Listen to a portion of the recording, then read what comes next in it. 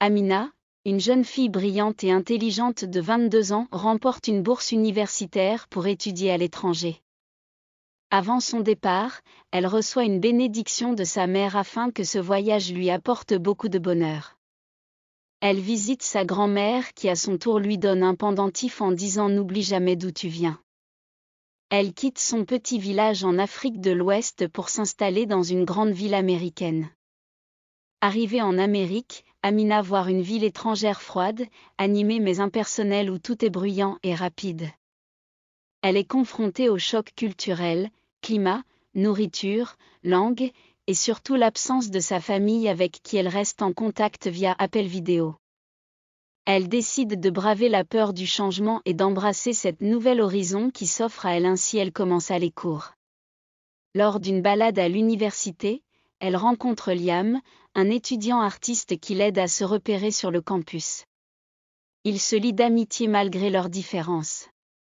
Amina et Liam commencent à passer beaucoup de temps ensemble à bavarder. Il est fasciné par son parcours, sa culture et son histoire, tandis qu'elle admire sa passion pour l'art et son intelligence.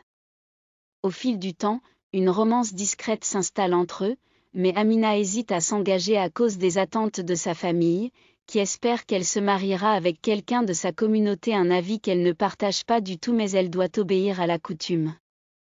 Amina découvre aussi les préjugés auxquels elle doit faire face dans son nouvel environnement, ce qui crée une distance entre elle et Liam. Curieux et ouvert, mais peut-être maladroit face aux différences culturelles. Pour les vacances, Amina rentre au pays voir sa famille. Elle retrouve ses proches avec un mélange de joie et d'appréhension. Sa famille commence à lui parler d'un mariage arrangé avec un homme qu'elle connaît à peine. Elle ne sait pas comment annoncer qu'elle a rencontré quelqu'un d'autre.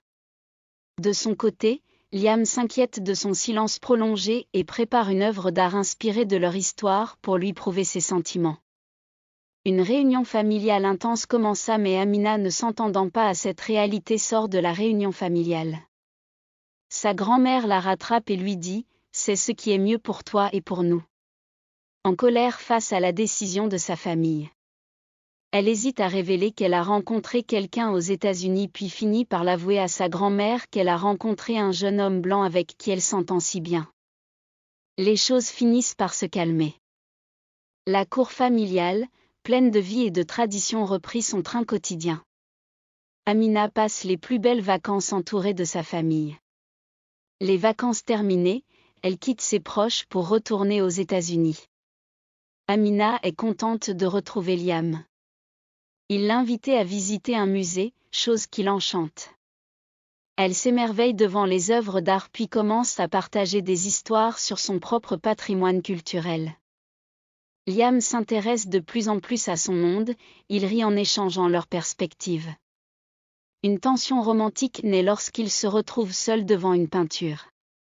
Il lui avoue ses sentiments et son désir de construire quelque chose avec elle, même si ce n'est pas facile. Amina est heureuse car de son côté, elle ressent un lien très fort pour Liam. Elle sait que cette nouvelle lui changera la vie et l'histoire de sa famille à jamais. Elle comprit là que quoi que veut la tradition, le cœur a des chemins parfois différents de celle-ci.